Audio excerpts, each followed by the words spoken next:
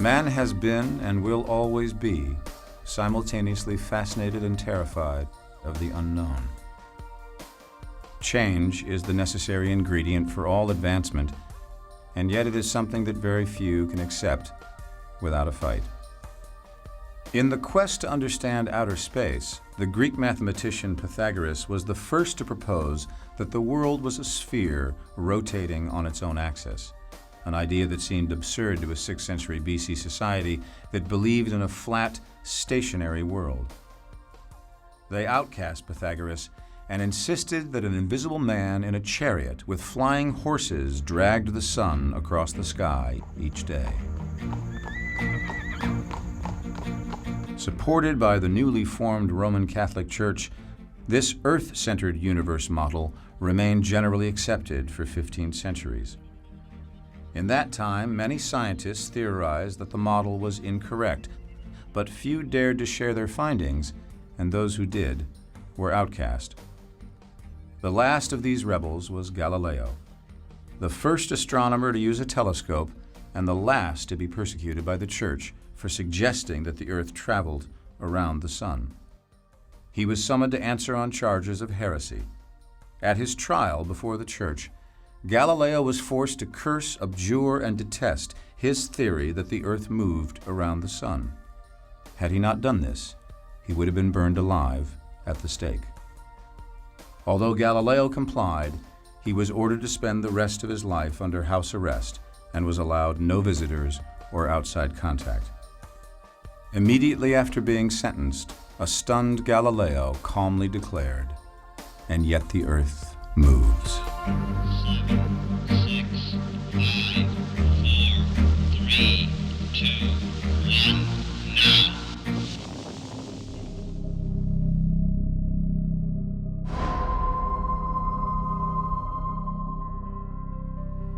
Today, all of our infrastructure is run by computers.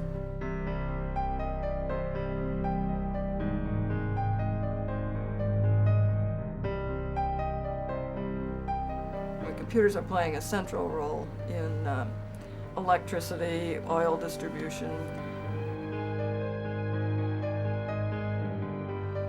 water treatment, finances, everything.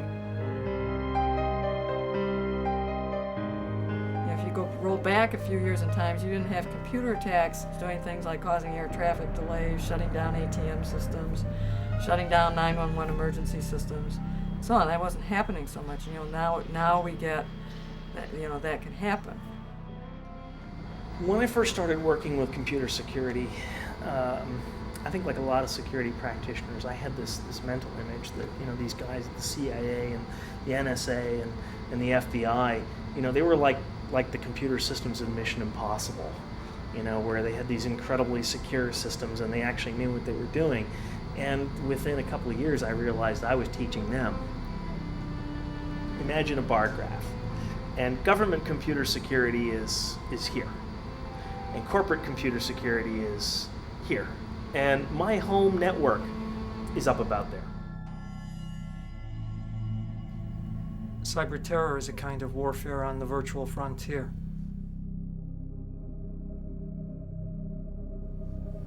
Sometimes, though, it can leap outside of the virtual realm into the physical world, such as when, for example, automated controls on power systems are attacked, and then they cause power outages, or they cause dams to burst, or pipelines to cease their flows, and this is the realm of the cyber terrorist.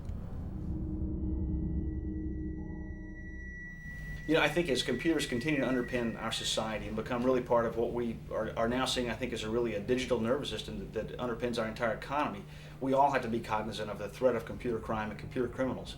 A hacker isn't necessarily, in the popular vernacular, a bad thing. A hacker is somebody who explores in a quest for knowledge, wants to look at a system and see how it works. The life around me greatly changed.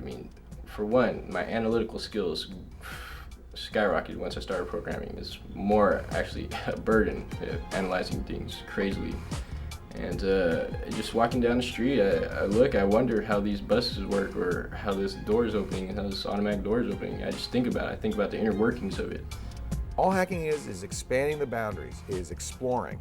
And instead of exploring the globe or exploring space, you're exploring the inner space of telecommunications networks, of the personal computer, and trying to find out what more you can do. A cracker is somebody who takes those skills and uses them for ill, uses them for bad things. Most hackers are of benign intent. They're just curious. And those hackers who are destructive or criminal, they should be punished. The FBI doesn't track the average, white hat hacker, if you will. We don't have the resources or the interest in doing that. We're specifically interested in individuals that are breaking federal law. Hacking, to me, is expressing the human drive to know more, to go farther, to experiment. And that, to me, is fundamental. I think the Wild West is the best analogy for this. I mean, you're in an area where the laws never really considered any of this stuff, and where new things are happening and exciting things are happening, and we don't know what's right and wrong exactly. It's a little fuzzy. A white hat hacker is someone who might, say, explore their own company network to determine how it's vulnerable and how to protect against it. Black hat hackers or crackers are those that use that knowledge and use that ability to commit crimes, and those are the people that we're interested in. Between the white hat good guys and the black hat bad guys is a very interesting character known as the Gray Hat, an ethical vigilante of the Cyber West. Although he's not paid for his services, like some white hats, the curious Gray Hat takes it upon himself to hack into computers and find security holes. He then informs the owners of these vulnerable computers about the problems to help them prevent any villainous black hats from later exploiting the holes for unethical or criminal purposes. They're individualists of the first degree. That's what they are. They're the cowboys. They're out there on the edge of the Wild West, of the outlaw world, going out and trying new stuff, and seeing where the borders are, seeing where the edges lie, seeing where there be monsters. Well, what monsters are out there? And we need those people. And you got your Wyatt Earps who are going out there and trying to shut these guys down. It's very hard to make the distinction in legal and legal when you're talking hacking, because intent is very much part of our criminal justice system. It's very hard to know what somebody's intent was. I understand the government's point of view. I understand that they feel they need to send a message that crime can't be tolerated, no matter how well-intentioned it is. And I think that in some ways they're unable to look beyond that message. I don't think that they necessarily see the social impact of what they do. And I think that you can't use old models and rules and apply them to these new situations. They don't apply very well.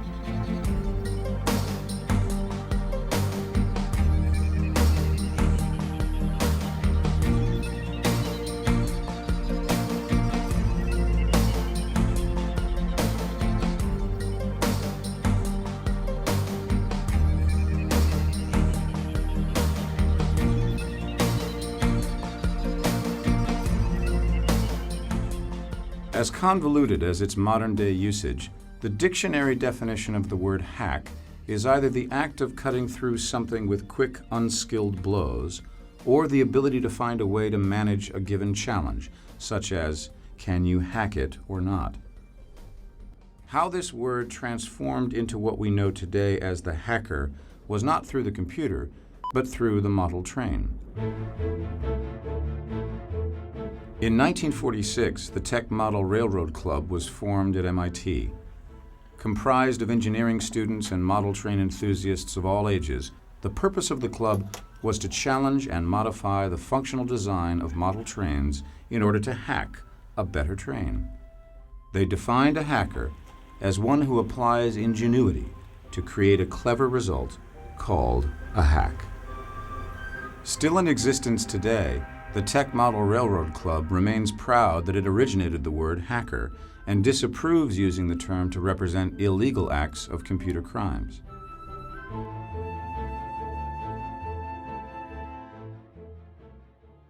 As the term hacker moved from the world of model trains to modern computers, one of its key evolutionary phases was the telephone. Now, in 1969, nobody had a computer at home. Phone phreaking was at that time hacking the phone system. There were no computers to hack, there was only the phone system. I've always been working in electronics, experimenting around with things, trying different things, finding out why things did work and why they work so well and why others don't work so well. And I did mostly through experimentation, just by trial and error. I had not actually been the discoverer of the Captain Crunch whistle. The Captain Crunch whistle was discovered by the blind kids.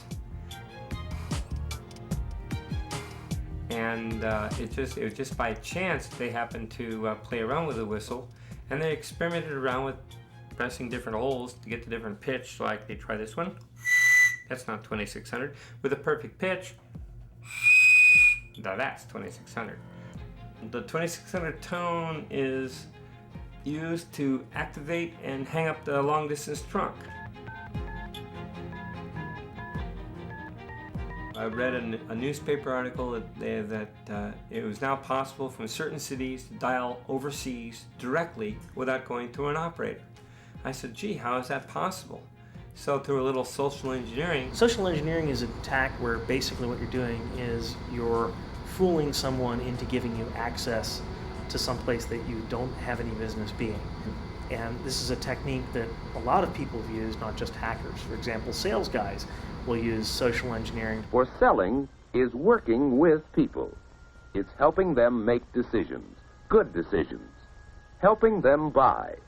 So through a little social engineering, I was able to get an operator to tell me, oh, you dial key pulse 182 start, and that will get you to the overseas sender. From there, you just do key pulse 044 and the country code and the city code and the number start, and you get connected. Oh, wow. So I took down and mapped out the entire country code of the world. Not only can I call countries, but I can experiment around with these codes. I can find out where these codes go to. And I discovered a lot of codes that were not published. The codes would get into satellite systems and phone systems, ship-to-shore phone systems. They have their own country code. The rest of it was just understanding how the phone system worked. Hackers have thus been involved with each new technological development leading to the computer for centuries, enjoying the intellectual challenges of creatively overcoming the limitations of each age. Contrary to popular belief, when hackers finally did meet modern-day computers, they did not intrude upon them, they invented them. To those of us who are real hardcore in the computer industry, the word hacking was applied to people who hacked away all night long. People usually that didn't have computers of their own, they didn't have any money, but they were at a university. And they found out that if they stayed up all night long, there were some computers unused. And they called it hacking because they hacked away. They took a program, hacked it up, and tried to make it a little better and a little better. Way back at the end of high school, I told my dad, I'm going to have a computer someday, and he said it costs as much as a house. And I said, well, I'll live in an apartment. I was going to have a computer even if it cost me a house. I got a phone call from a friend. Well, there's a group getting together and they're interested in things like terminals. I had just designed a video terminal that worked with my home color TV. And so I could type in and talk to a thing called the ARPANET. The ARPANET was started by the military and hooked a whole bunch of campuses across the United States together, so I could actually play chess on a computer at MIT and bounce over to a computer at Stanford and see some files, and over to Berkeley, to other parts of the world, long before the internet. I had to have that, so I built my own terminal. And when Alan Baum said there's a computer club starting for people who have terminals and things, I thought I'll be able to show off my great little low-chip design. I went to the club, so excited about it, and found out these people were all talking about microprocessors. Had suddenly made it possible to have a computer at a low cost. It came out of a group of people that were kind of liberal thinking about computers for the people. The whole mentality of the Homebrew Computer Club was extremely open. Information should be published, handed out, because basically we were creating stuff that was going to move the world forward, and we should do our best to be good contributors to society in that way.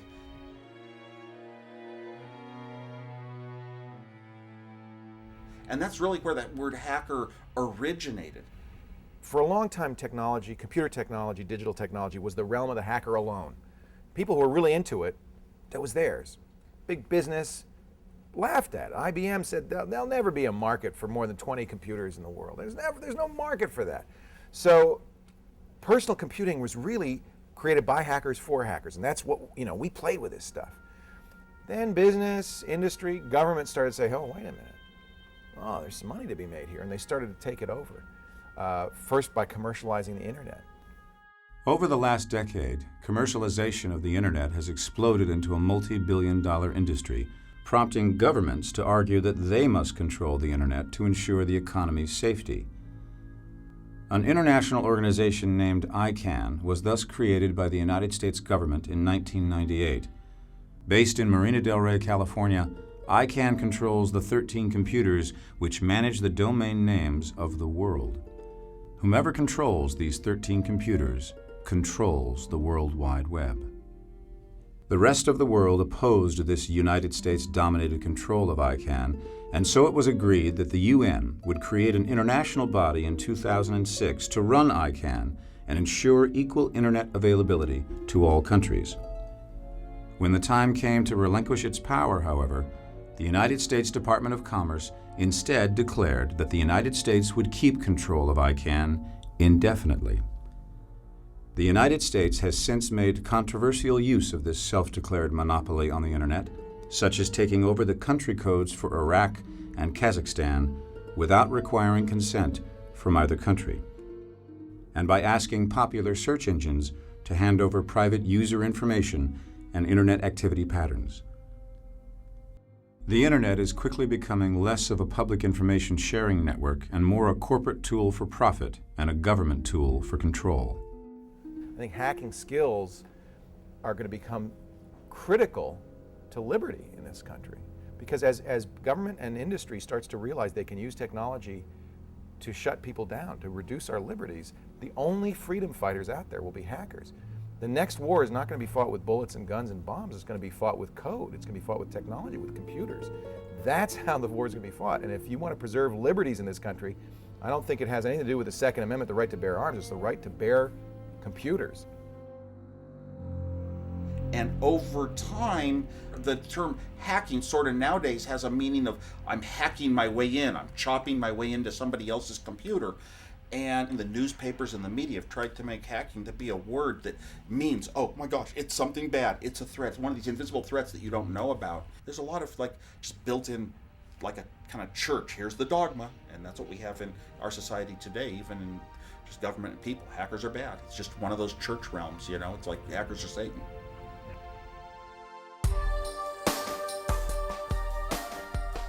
Socrates was a humble Greek philosopher who debated with patrons in the streets, winning every argument yet crediting his opponents for any insights that may have arisen. He chose not to teach for money, as did the many professional sophists of the time, and yet he was considered by the masses to be the most wise of all men. The Athenian powers, however, paranoid over Athens' inevitable defeat by the attacking Spartans, concluded that intellectuals like Socrates were weakening Athenian society by undermining its traditional views and values. Socrates was arrested on charges of refusing to recognize the official gods of the state, introducing new gods, and corrupting the young. At his trial, Socrates insisted that he did not know enough to teach anybody anything, claiming, "I am very conscious that I am not wise at all." He was sentenced to death by drinking a cup of poisonous herb called hemlock, which produces a slow death by gradually paralyzing the central nervous system. Socrates would be his own executioner. The philosopher was taken to the nearby jail, where his sentence would be carried out in the comfort of his friends and disciples. When he drank the cup of hemlock, his friends could not help but weep. He consoled them. To fear death, my friends, is only to think ourselves wise without being wise, for it is to think that we know what we do not know. Society is always going to have trouble with people who want to push the envelope. Societies are designed around conformity. What hacking is saying, I'm going to do it different. I'm going to see what else I can do. I'm going to see where else I can go. Society is never going to like that. Society will always make laws against that. And that's appropriate for society to do, but I would submit it's very important for society to have people who are willing to push the envelope. Otherwise, society doesn't grow. So hackers are a very, very important part of technology. Without it, you have no innovation, you have no growth, you have stagnation. And yet, they pose a threat because they are breaking the rules. They are going too far. That's their job. You got to have them. Over my lifetime, the last 50 years, we have stomped out so many things that are seeds of creativity in this country. A lot of teachers will just tell you we don't really have school systems that encourage the children to think of a problem and what could a solution be. No, just to identify the solution you were taught in this chapter and use that one. So we don't teach thinking as much as we teach, rigorous rote. And intelligence is not defined as somebody having a brain that can think and consider all the possibilities and come up with the best solution. Oh, no. Intelligence is saying the exact same things as everyone else. You read the same newspaper articles, you watch the same news shows, you read the same books, and now you can say exactly the same things about how the world works, so you all know you're a group. It's almost like a religion, and we're all the same, and we're intelligent because I say it and you say it, and you're intelligent, so I'm intelligent. And we never really have a real good way of measuring, are you really thinking and putting it together and coming up with your own solutions? No, we don't define that as intelligent. We often define it as dumb.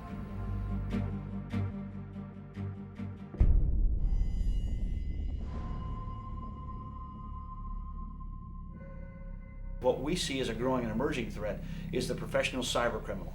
From the former Soviet Union, from places like that where you have an educated populace. A lot of people are starving for money there, and so it's not uncommon to find what are called large programming houses. These are houses where where the huge networks are set up, usually out in the countryside, totally nondescript, mostly funded by the Russian mafia types. The organized crime is very much involved in hacking. There's a vast conspiracy among financial institutions and government to hide the degree and the amount of hacking that's going on. FBI, Secret Service don't want you to know how often they're being hacked. It would rock people's confidence. And now you're looking at organizations that what used to be a department that had human beings that could actually do the job, and you've replaced it with a department that consists of a bunch of human beings who know how to click on a web page on a server someplace and fill out a form. And any place where you're in an economic situation where you are completely de-skilled about the problem you're trying to solve, you're basically a born victim.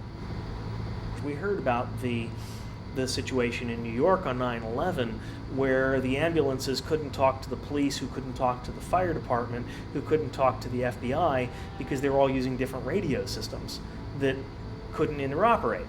And this is a massive problem, and it's pervasive across all of federal computing. The GAO, I guess, issues these reports that rate the security of government systems. The grades that they assign to the government have often been, D's and F's.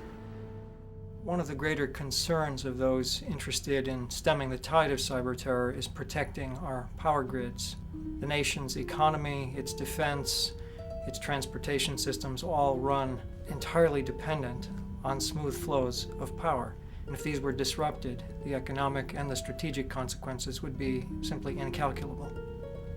Power for the American systems operate on something called SCADA, System Control and Data Acquisition, which means the controls are entirely automated. In the case of a dam, for example, how much water to let through and how much to hold back. And if these controls are played with in some unfortunate fashion, they could well result in a buildup of too much pressure at a particular area, or could simply by opening up all the sluices create flooding downstream from a dam.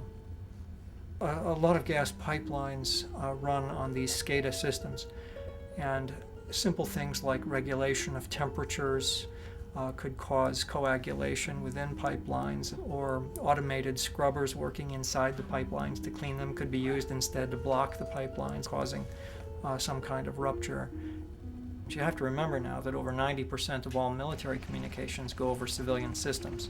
In the military, for example, we have two extremely highly automated systems. It marries up equipment and troops being moved halfway around the world in a synchronized way.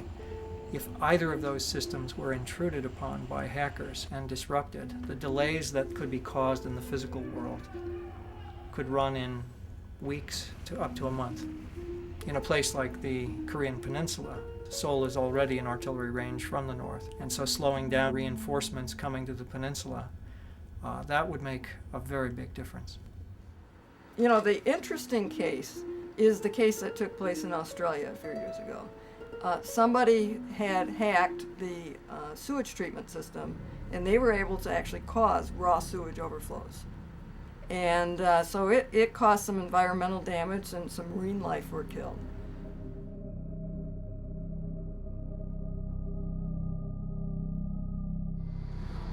Wireless networking is almost the poster child from a computer security standpoint of a technology that's extremely cool, that has suddenly become extremely pervasive, and as a result has been a security problem.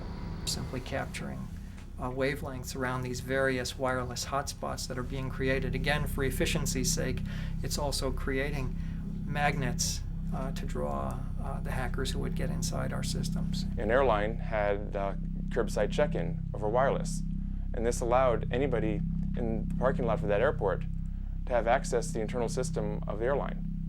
With wireless access points, if someone can pull up in front of your house with a computer, they can do pretty much anything they want anonymously on the internet. If they're a terrorist, they could be untraceable.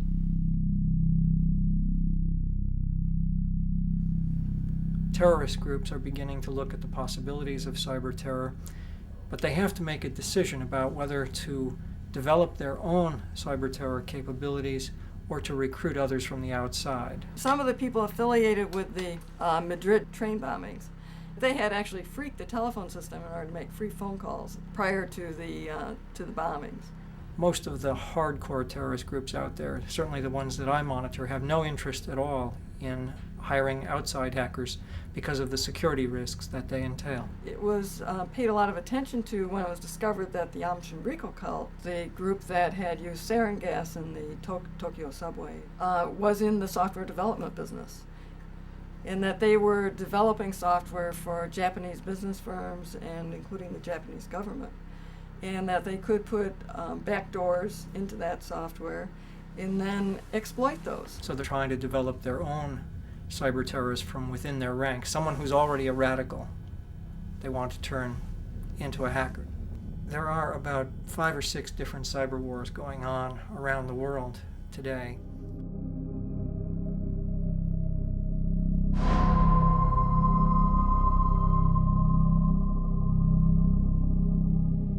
When India detonated its nuclear blast, and Pakistan followed suit a few days later again in May 1998. What happened was that a few days after the Indian blast, Bhabha Atomic Research Center, which is India's major nuclear installation, its website was hacked by an anti-nuclear group, a peace group called Bilworm. The first Pakistan group was called Pakistan Hackers Club. The second group, which is probably the best, is one called Force Pakistan. They broke into some of the networks of the army.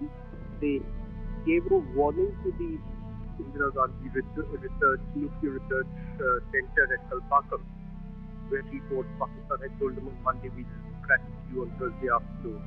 And despite having 4 or 3 days notice, Force Pakistan did managed to crash them precisely on Thursday afternoon.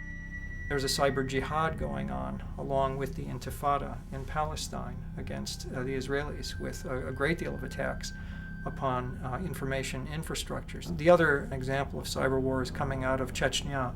This is one of those cases that we have to be extremely mindful of because there's a lot of information moving from the Chechens to Al-Qaeda and its other affiliates. I think something else that we need to be concerned about is the possibility of terrorists creating an incident like a power outage that's going to put people out on the streets on foot and then marry that attack up with a biological assault of some sort, some kind of, in the military we would call this combined arms approach. So a physical attack that would come along with the virtual attack. If you, as a hacker, brought down emergency services in an area and then destroyed a nuclear power plant, the effect of destroying the nuclear power plant would be far greater than if 911 were working, than if emergency services were working. Now, the thing about China is that it is not done so much by students and teenagers. In China, it is the PLA, People's Liberation Army, which is actually preparing for a very advanced program in information warfare. Here, it's very organized initiative at the state level, at the army level. Well, they had conducted some type of war exercises of the army, which was directed against the US, those were directed against Taiwan, Japan, South Korea. And there were simulations on how to bring the electronic infrastructure, their trading systems, their stock exchanges, their electricity grids to a halt. China's chief of staff and several generals were involved in this planning exercise. About 500 soldiers were involved. They did a lot of analysis on how they could carry out what are called blitzkrieg attacks, which are sudden attacks to paralyze information networks. The primary aim was the U.S. aircraft carriers, some of the missile systems, and then the aircraft. So, they're trying to incorporate in theories of warfare Sun Tzu had received rules of warfare thousands of years ago. You try to get somebody else to carry out your assassination. The idea is make you believe that it came from within, that they'll use cracker groups in various other countries, such as Sweden, to act as front to the PLA. People who are attacked will think that it has come out of a university, whereas it really has come out of China's People's Liberation Army. I don't know how much time we have left before the radical develops the skills of the hacker, before the gap between the two is narrowed. I only know that it's not a great deal of time, and as I look around, I see very little effective preparation for this threat. I think those in the hacker community realize that I have a respect for their skills, for what they do, and therefore for their ability to help us in the current conflict that we're in. And they realize that global terror networks rely inordinately on the web and the net to coordinate their operations. So they're in a unique position to help us in the war on terror, and we should be cultivating them.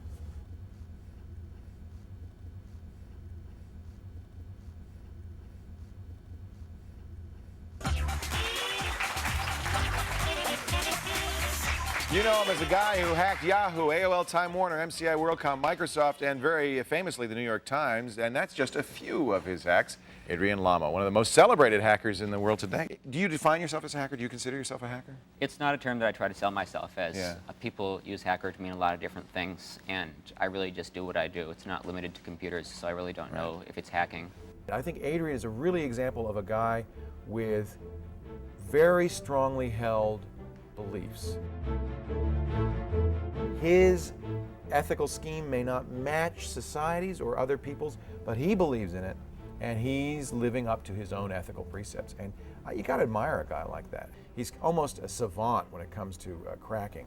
Any company that you hear is a common brand name pretty much had a router with WorldCom, had network connectivity with WorldCom, was managed by WorldCom. They were considered to be highly secure. They managed traffic for individual bank branches, potentially even for ATM devices. WorldCom used their employee social security numbers as identifiers, sort of pretty much as employee numbers. The passwords also weren't hard. Some of them had random alphanumeric passwords, but some of the companies that you do business with every day had passwords that were simple dictionary words, names of animals. Here you have companies that on one hand have paid millions of dollars for this network infrastructure, and they can't even be bothered to think of a good password. By combining these dial-up numbers and the logins, anyone at all with this information could have connected to each and every router that handled the data for Bank of America, Ford, Chrysler, NASA. There were very detailed routing paths, like I could see how the Goddard Space Center talked to NASA headquarters. Really, in just the course of a few hours, anybody could have gone through and turned them all off. Network connectivity for a huge chunk of corporate America and for the government would have just gone away. Anybody thinking about it should be scared by the possibility of just how vulnerable it was to anybody that could have used that information. You didn't need to be a programmer. You didn't have to be a technical wizard. You could have done it from a payphone. Nobody would have ever known who was responsible for it.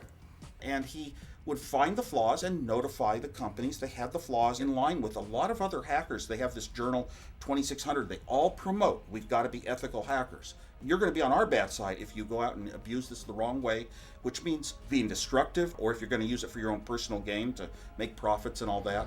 There are these guys and they call themselves helpful hackers. I mean, the truth is that the media wants to portray these guys as helpful hackers because that makes them more interesting. because the media doesn't have a very good story if they go and say, well, there's this borderline sociopath, Adrian Lamo, who breaks into these corporations in order to professionally humiliate the people who are responsible for managing the networks, and then for some reason he expects us to thank him for that. Do you consider yourself on a mission to get these companies to realize that they have poor security plans? I don't consider it my responsibility to reform security in the world as we know it. I think, if anything, I'm on a mission to be in the right place at the right time. Most hackers, when they're trying to hack into something, they'll have all kinds of programs that they run. There's things that are called exploits.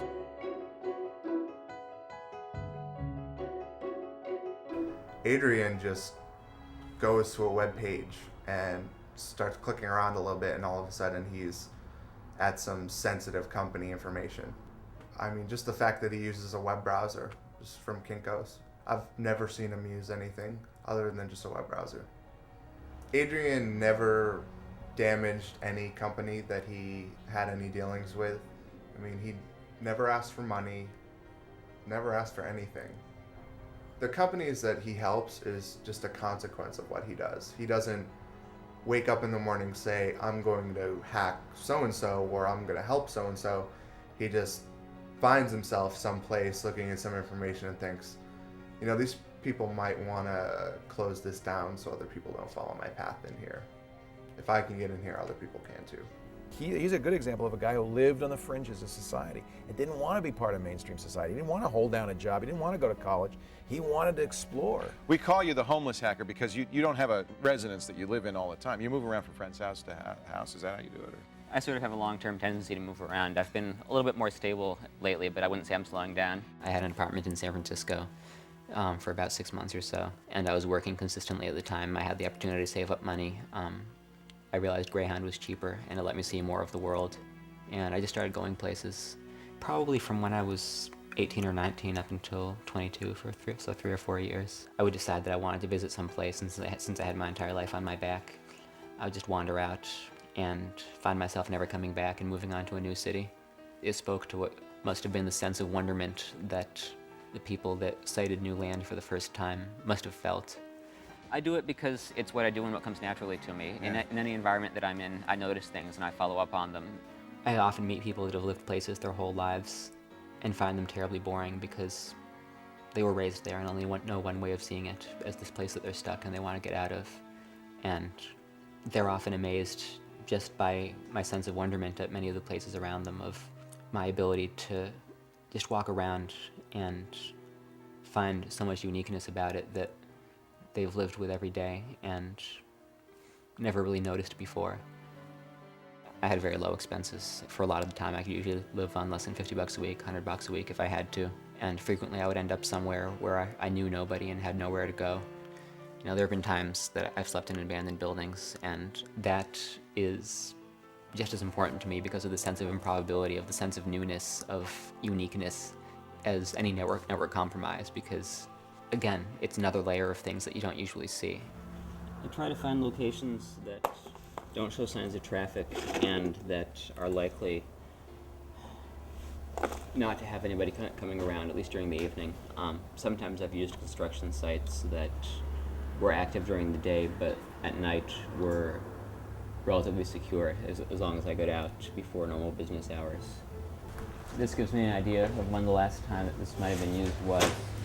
Even the container of beef broth mix is a little bit retro, and it's not that old, but the font is off. You don't see this in advertising anymore. Not unless somebody's trying to be deliberately retro, and they generally only do that on outside packaging. For me at least, one of the prime ways of determining the age of the place that I'm in is the various brands that I find scattered around, the fonts they use and the advertising they use, because that's one of the most distinctive marks of progression of time around civilization these days. Insofar as I'm concerned, the most attractive aspect of this particular location is that it has two places where one could rest, the chair and the couch.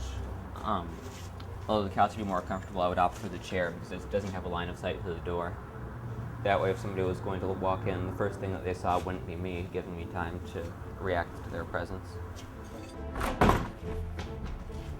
That door's seen better days, but it's also a bright side because since I don't have a line of sight to that door. If somebody were to come in, I'd be able to leave through there if I had to. My obvious preference would always be to be on someone's couch, but if it's a choice between not having a place to stay and staying here, I'd certainly choose here. I had been reading Yahoo News for some time, you know. It's a credible source. I mean, the CIA reads Yahoo News because it's one of the first places that AP wires post. But their page for editing news stories was accessible. It didn't require a password, didn't require authentication. It didn't tell you, hey, this is a private page, please don't use it.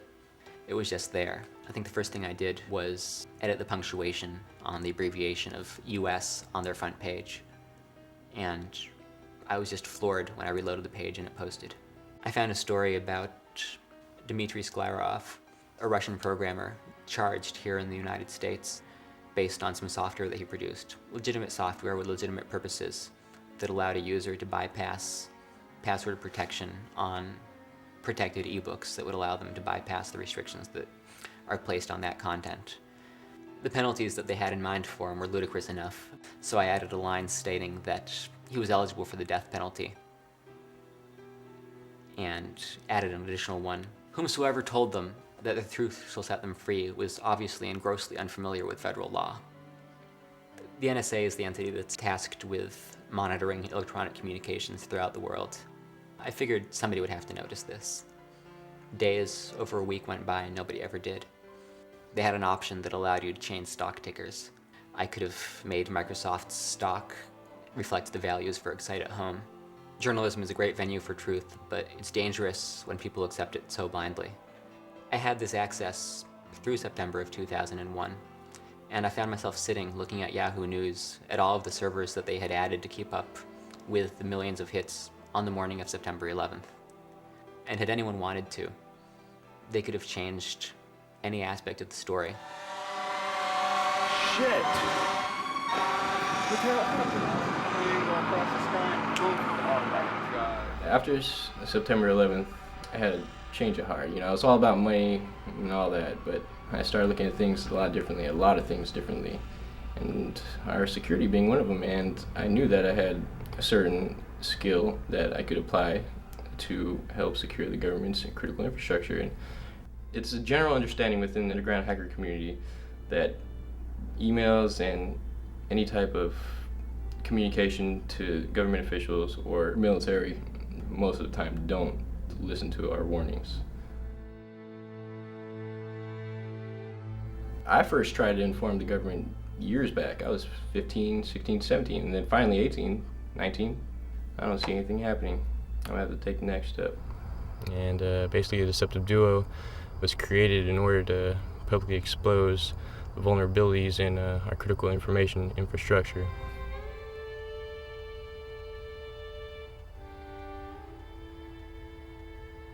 And by doing that, we forced them to secure their systems or make our country more secure, electronically speaking. One of the most initial steps was targeting. We had to acquire the most likely target, for a terrorist. We had to recreate the scenario as real as possible, how it would play out as a cyber terrorist attack. So what we did was we targeted certain government military agencies, the Navy, the Army, the Pentagon. We exposed specifically documents that we shouldn't have in the first place. What we did was illegal, yes, I'll admit that. We accessed their computers without their permission. But that was the whole point. We needed to do that. We needed to recreate a terrorist scenario. Now, why do these networks wind up getting connected to the internet or connected through a firewall to some other network? It's so people can send email. You go to the systems administrators and you say, which systems can you never afford to have go down? And they'll say, the mainframe. Okay, so the mainframe must be segregated. And then everybody goes, well, they all need to get to the mainframe from their desktops. Okay, then you're saying that the security perimeter around that mainframe has to encompass these desktops, right? Yeah, sure, okay. Well, then those desktops should not be connected to the internet. Well, how people read their email? Well, the simple answer there is you have to make an intelligent and rational decision. Is it more important that people be able to read their email, or is it more important that that system be inviolable and tamper-proof? And if the answer is that that system really has to be kept safe, it's the control system for a nuclear reactor, it's the stock exchange, it's whatever, the answer is build two networks. We would hack into some agencies and they'd know about it, obviously, because we defaced their homepage. They would fix their homepage, they'd put their original content back up, and yet the hole was still open. The vulnerability is still there. They failed to patch it because we performed follow-up tests to ensure efficiency. We got tons of emails from supporters saying that, you know, they believed in what we were doing. We weren't looking to be called patriots. We weren't looking to be recognized as something like that. You know, we just wanted to do what we did. Yes, people would call us patriots, but, you know, refer to us as just hackers. That's it. You know, just people. Having worked for nonprofits as long as I did, I saw a lot of people that went in really energized about what they did, excited, feeling like they were doing something that they were good at, they could make a difference, and came out a couple of years later burnt out from having to take something that they loved and have it be their day job day after day, no longer being something that they enjoyed but instead had to go to work and do. Really no compensation would be worth that for me. In 1962, Desmond Morris published his book, The Biology of Art, which details his experiments teaching chimpanzees to paint. The chimps enjoyed painting immensely and eagerly created works of energetic colors and strokes. One phase of Morris's experiment involved rewarding the chimps for producing their paintings. Whenever a chimp painted, he received a peanut. Surprisingly, though, very soon the quality of the paintings began to degenerate until the chimps produced the bare minimum that would satisfy the experimenter. Any joy found in the act of painting was lost as the chimps uncaringly slapped paint on their canvases and ran to collect their peanuts. You're just doing it because you like it. Were you always like this? I mean, as a kid, did you do this kind of thing? As a kid, in like the 5th grade, I would sift through teachers' garbage cans to see when the fire drills were coming up and when pop quizzes were, that sort of thing.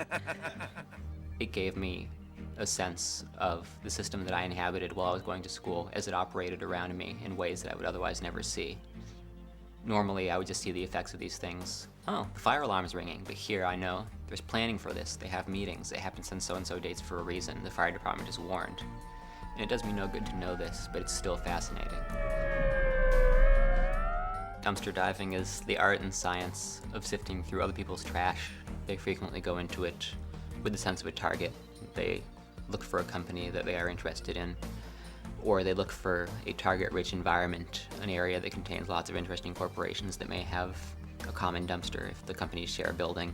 I don't go into dumpster diving with the sense that I'm going to come away with something that will help me with a particular target or a particular project. People throw out things for the damnedest reasons, and I never know what I'm going to find. One of my dad's wireless microphones, he used to do video production, and I was playing around with one of his wireless mics. I heard a scream, and it was a child's scream, and it turned out that I was listening to a baby monitor from a nearby house. But the fact that this device here, intended for something completely different, could bring to me, just through the air, invisibly, sounds and experiences that were going on in a house across the block was really amazing to me. Just the sense that, you know, this thing's intended for one thing, but look at what it can do. A baby that's born wants to explore. A brand new baby, a couple days old, you can clap your hands and their head kind of goes in your direction, built in with, I want to find out about the world.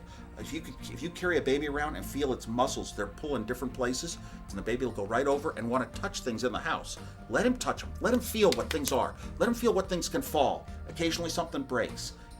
I believe in that. I think our brain wants to have experiences and to learn how the world is constructed, and that's part of our growing up. And why should we inhibit it and think we are the guides and we will let this creature develop? No, let much more of it come out. On the surface, it looks just like a sheer rock face, but as you walk towards it, it becomes apparent that there's a small hole in the ground, and somebody prior to us had spray painted a red arrow on the wall above it, pointing down. And while in the area, I saw so many people walk by it, glance at the arrow, and just sort of shrug. And I like to think that it's there for the people who would look at the arrow and wonder what it's pointing at, who would take the time out of their day to step forward and have a closer look. You know, I've ended up in some pretty awkward places. I've done my share of crawling through mud, but the entrance to the mines was probably the most enclosed space that I've ever had to navigate. on the way in, you have to make your mind up ahead of time whether you want your arms above your waist or below it, because once you're crawling, you're not going to be able to change. There's not enough room. It's easy to be paranoid because many of the upper levels are flooded, and you have this sense of countless thousands, millions of gallons of water all sitting above you, knowing that the slightest thing could bring it all down. It continues underground, where the most impressive fixture that I got to was the underground lake. The lake is perfectly still, not even a ripple. It's not silent, there's constant dripping or rushing water depending on where you are. But if your light goes out, it's total darkness, and everyone's been in the dark, but it's sort of hard to appreciate the sense of total darkness, of having your eyes wide open and not being able to see a damn thing. Yeah, can you put it back on? And now can you take it off? I didn't go out with the intention of compromising the New York Times. I was initially looking at something else and somehow got sidetracked to the New York Times. They had a lot of information that was accessible to anybody that cared to browse around. For their internal system, the password by default was the last 4 digits of the Social Security number, and nobody ever changed it. People feel like Social Security numbers are these, private, secret things that nobody ever knows about, but anybody that wants one can get one for really, once they sign up for any of the services that give them, just a couple of pennies. Mine's 042746804. Anybody could get it. It's not a big deal. From there, I had a list of every password of the New York Times. The culture in the late 1990s for anyone who was involved in stuff to do with the web was, here's this wonderful medium by which we can publish anything we want to. So what we're going to do is we're going to take our hard disk and we're going to publish it. Because we're dealing with high tech, you get the freedom of information advocates who go, it's good, this information must be published. But to the guy in the field whose cover identity got blown, this could mean a bullet in the back of your neck. This is serious stuff, and there are lives at stake. And because we Americans treat high tech as a toy, we don't take this stuff anywhere near seriously enough. We just treat it like it's something that we can change after we've made a profound mistake. I think that it's a really good illustration of competing mindsets where people believe that legislation somehow makes things secure. Legislation is fiction. It's up to people to believe in it before it will be effective. As a news organization, they should have known that Social Security numbers are not private. Nothing that's even remotely personally identifiable should be used as a login or as authentication or anything like that ever. I gained access to their subscriber database, their addresses, their billing information, former presidents, actors, other politicians, people that are actually relevant if you believe in the whole international stage thing. Don't you worry about that, though? Somebody's going to come along and put you in handcuffs? I recognize that there was the possibility of consequences, but really, I don't think that it's one of those things where consequences can be a deterrent, because it's my nature, it's what comes naturally to me, and I think it's what comes naturally to a lot of people. Yeah. And I just figured that, while I'm doing it, I should do it in a way that sets a precedent so that anyone who ends up doing something similar to what I do might be in a situation where they can contact a company and the company can say, this sort of thing's happened before, and maybe we don't have to put him in jail and things will be okay anyways. It's an impulse, and it's something that I really don't think that I could stop doing if I tried. Even in a prison cell, I would find ways to find discrepancies and anomalies in the system, whatever it is that the system may be there.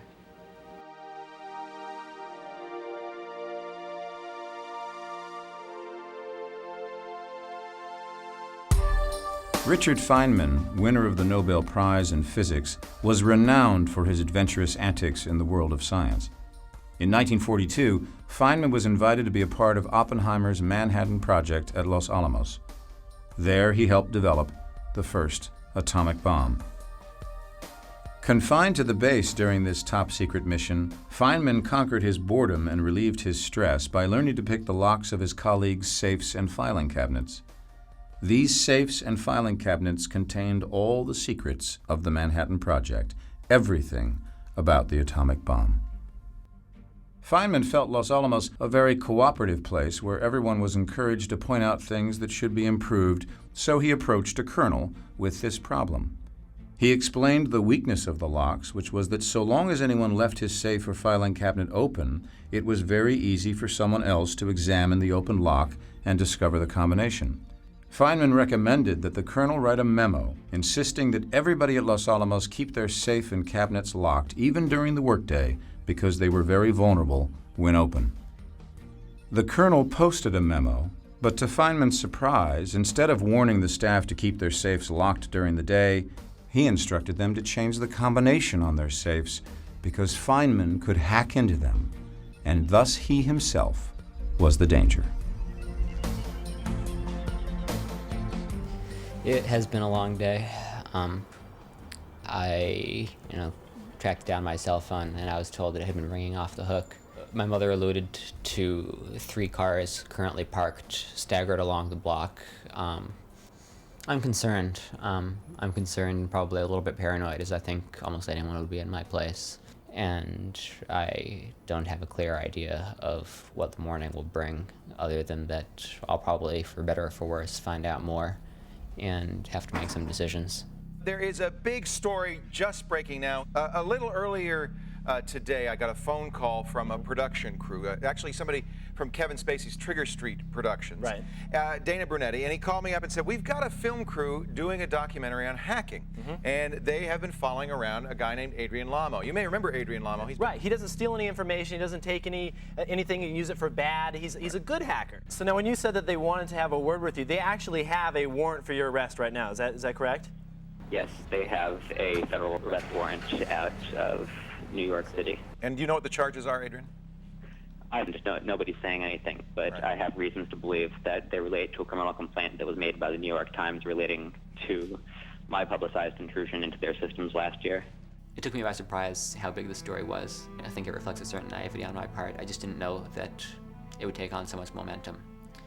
I think I misjudged the public mind in that respect, because to me, the access at WorldCom, being able to essentially shut down the infrastructure for some of the most powerful companies in the world, that was important. The phone number for, Rush Limbaugh, that's not so much. What are you going to do with that? But again, people are obsessed with celebrity, so that's what got play. freelamo.org has a link on their page.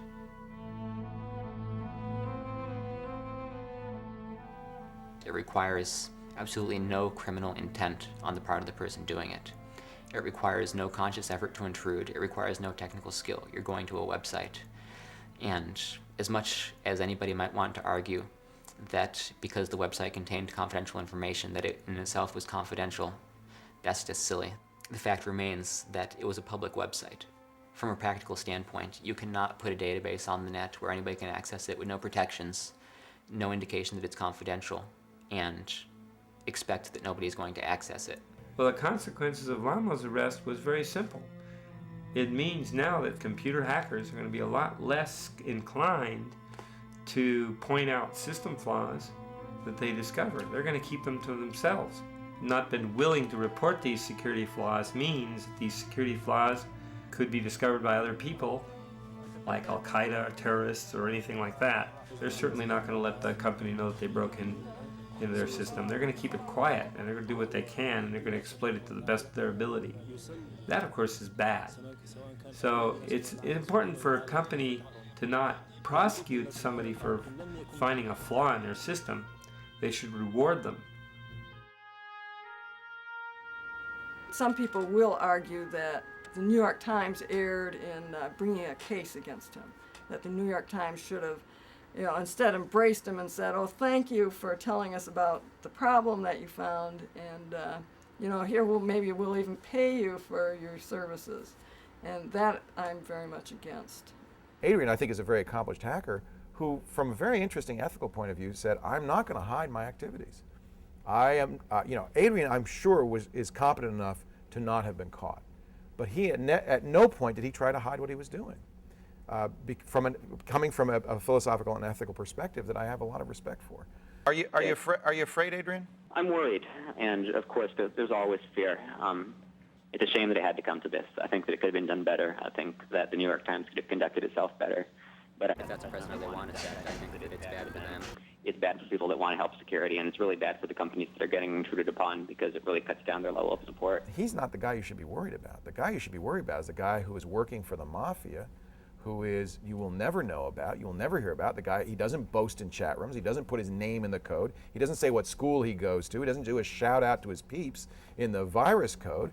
He's doing stuff cleverly and successfully, and you never hear about that stuff because, frankly, they can't catch him. If you're the New York Times or somebody like this, and Adrian Lamo goes and breaks into your network, and then he calls you up and he says, I found a way to break into your network, and I'll tell you how to do it. Of course, I'm also going to tell the press about this, right? Now, what effect is that going to have on the network manager whose job it is to keep that network secure? You think he's going to be overwhelmed with gratitude? You think this guy is going to be popping champagne corks and going, wahoo, Adrian Lamo came and helped my network get better? This guy's going to probably lose his job.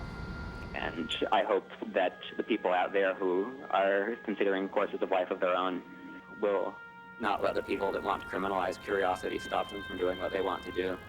To achieving the goal, before this decade is out, of landing a man on the moon and returning him safely to the Earth. In my view, hackers today are the latter-day equivalents of German rocket scientists at the end of World War II. Until May of 1945, Wernher von Braun and his colleagues were trying to drop missiles on British and American troops. As soon as the war was over, they became our boys, as many of them as we could get, and they developed ballistic missiles, rockets. Our ability to go to the moon was dependent upon them. They were treated as heroes. When I was growing up in the 1950s, Wernher von Braun was my great hero, and I really didn't pay attention to what he was doing when he was fighting against us. Well, today we have to look at these hackers and see that even though they do some malicious things, they have a knowledge that's extremely important to our security, to our safety, and to our ability to confront terror. I think government's real challenge right now is to bring them on the inside to help train our own information specialists to work to track terrorist organizations. Frankly, we could own all the master hackers in our country for half the price of an advanced fighter jet. So we're not talking about much cost. We need to recruit these people. We need to use them. They're Americans too. They're patriots too. They can help win this war on terror. They count more than a carrier battle group, quite frankly.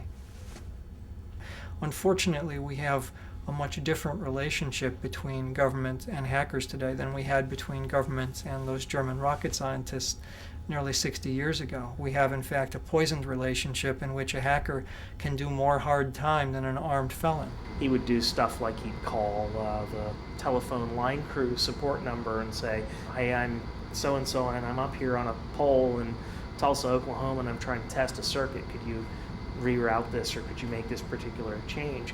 And it's amazing how effective those kinds of attacks are. He re-recorded the voicemail with his voice of one of the VPs of Novell, and then what happened is he had placed a fake phone call with the engineer and said, hey, just leave the passcodes on my voicemail. Well, they then called back his voicemail, confirmed that it was him by hearing the same voice, so they had no problem to leave those passcodes on there. So it's just one of those things where you're tricking people, you're outsmarting them. One of the reporters, John Markoff, essentially invented the myth of Kevin Mitnick and aggrandized his crimes and his menace. And the upshot was that Mitnick went from being another relatively low-profile case to being a top priority for the FBI. And that's one of the reasons that he ended up in custody without bail, without trial for as long as he did. You could have beat a prison guard over the head and gotten less periods of time in solitary confinement than he did. When Kevin was in prison, he was kept away from payphones. They weren't afraid he was going to hack a voicemail system or open prison doors. They were afraid that he was going to whistle missile launch codes. They felt that he was dangerous enough that just off the top of his head, he could dial up a modem, whistle the appropriate tones needed to connect, and whistle the appropriate codes to launch nuclear missiles.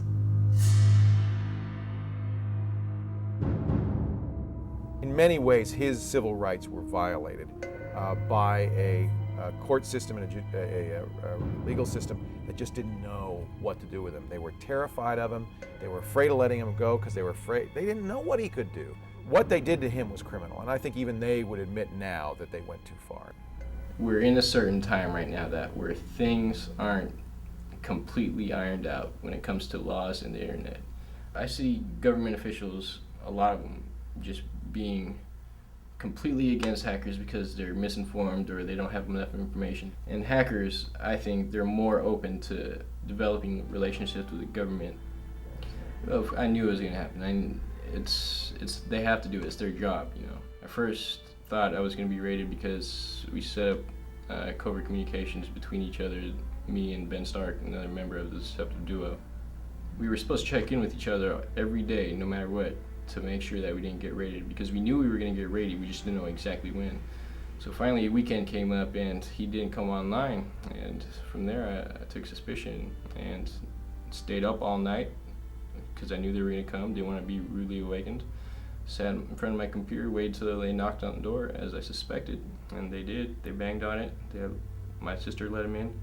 I lived with my mom at the time. She didn't know what was going on, and at first she was pissed because she didn't really understand what was going on. She didn't know the whole story. Finally she read around and she began to realize that, yeah, I did have some real intentions, some true motives.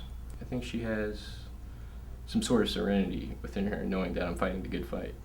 Once the trial comes about, I think we're going to make some very good points, and hopefully some things will change. I think people realize that, you know, these guys are offering something good to the community.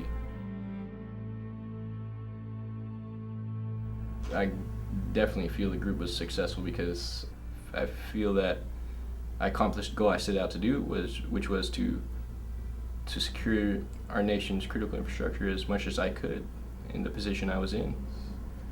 I would love to help, you know, I would love to continue to help, but the situation does not permit me to.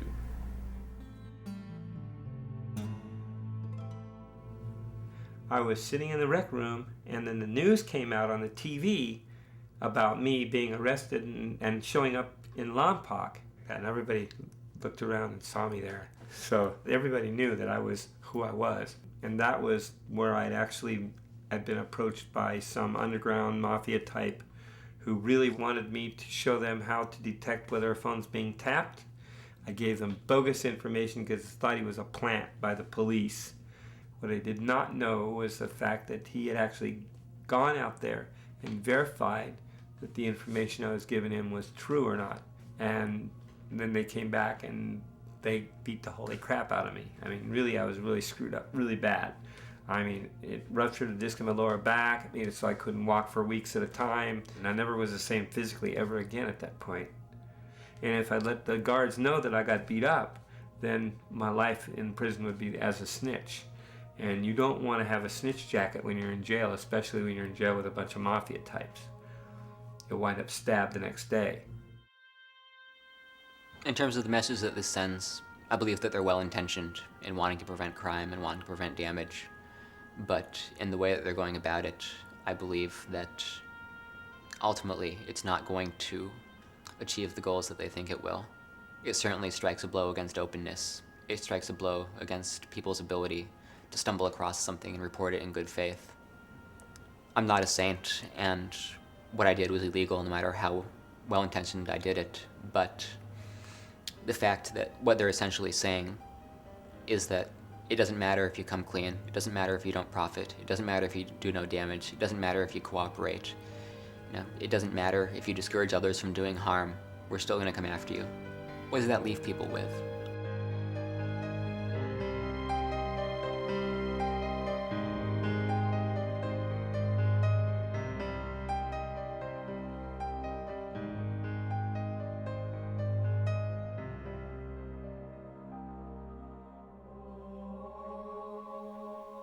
If they're going to come after me no matter what, then why exercise restraint? Why exercise good faith? Why be honest? But I hoped and believed that I could do it in a way that would set a precedent that would allow people to come forward in good faith, to try and do the right thing, to let them believe that maybe motives did matter, that it wasn't all black and white. I think this is symptomatic of something that we see in our government today. In many ways, they're eliminating shades of gray. They want to polarize people. It's important to our national agenda today to see good guys and bad guys, because as soon as we start to believe that maybe it's not all black and white, that somebody can do wrong for a good reason, that not every action of law is inherently infallible, it strikes a very dangerous precedent for the government the way it wants to operate today. On the other hand, I believe this is positive, because it places a certain amount of stress on the system we inhabit. It makes it much more difficult for people to remain neutral. It forces them to polarize. And when that happens, systems tend to evolve. Ultimately, I think it will lead us to a better place.